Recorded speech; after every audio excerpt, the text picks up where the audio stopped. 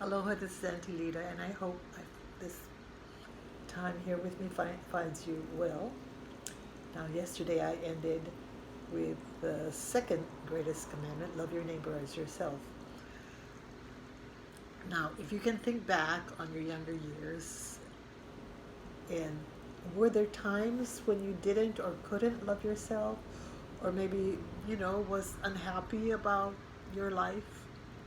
Well, I'm going to open up today and say that I didn't really love myself until I was 58 years old. Yes, 58. Hard to believe, but I calculated it just before recording this. And I remember the very day that this occurred. It was a day in 2005 that I was getting together with my good friend Sandy, and we were to have lunch together. And that morning I went to my closet. The first outfit I pulled out of my closet I was really happy with, threw it on my bed, got myself ready, and wow, I was amazed when I combed my hair. Everything looked perfect. And sprayed it and put on a little bit of lipstick and light makeup, and I thought, wow, I look pretty good. And so it seems funny, but oh yeah, it seems funny because I, for the first 40, 57 years of my life, I have, excuse me, never, ever felt that I look good. Never. And so maybe this might not be you, but it was me. It was truly me. And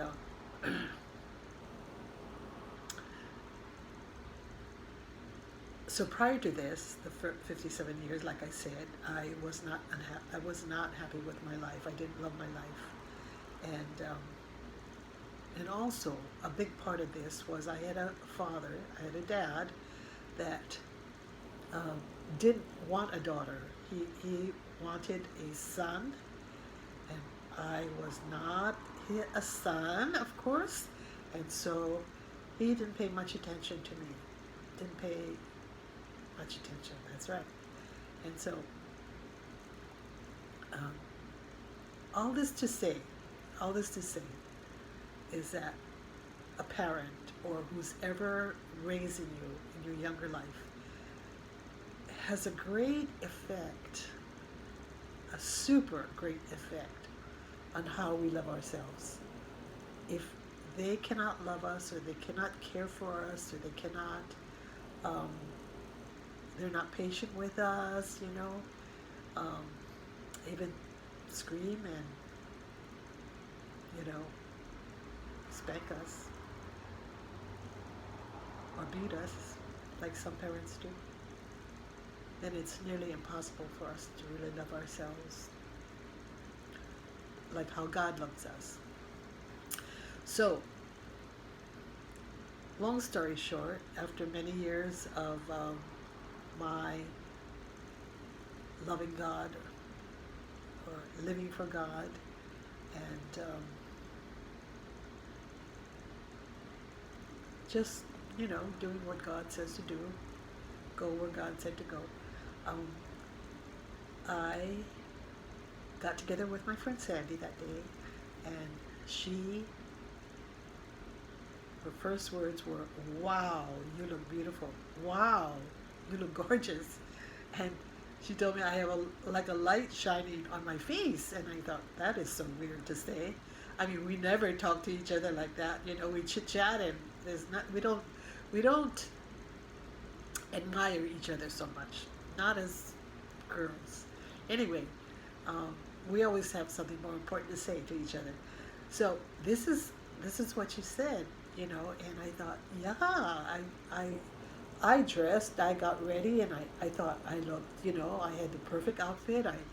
I felt good about myself, but this was when she said those things, and I realized that this was really the first day that I could actually say I looked good, you know, and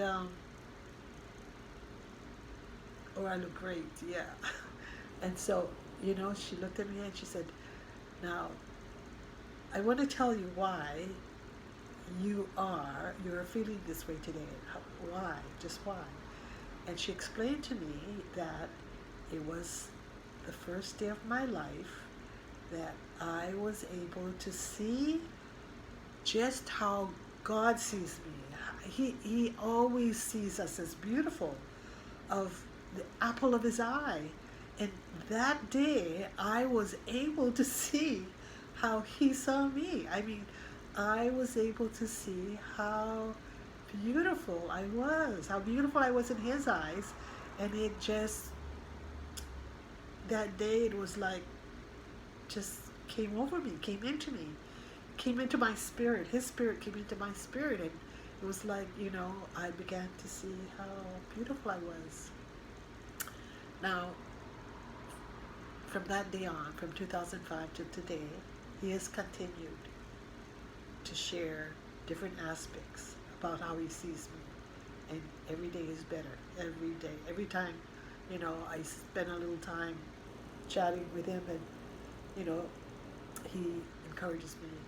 But all this to say that how God has transformed me and loved me and cared for me and loved me most of all, how I have learned to see how much he loves me and to receive that love and to be transformed.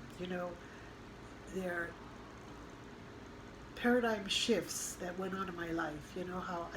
How I do things, how I see people. Of course, you love people. How when you love yourself, how I handle my finances, how I make choices about going here or going there or not going to places or things, that I maybe shouldn't do. And so what I did was, on a day many years ago, I sat down and I thought I had a little chat with God. That's what I did. And he told me that it's not so much that I learned to love myself, but I was obedient to him.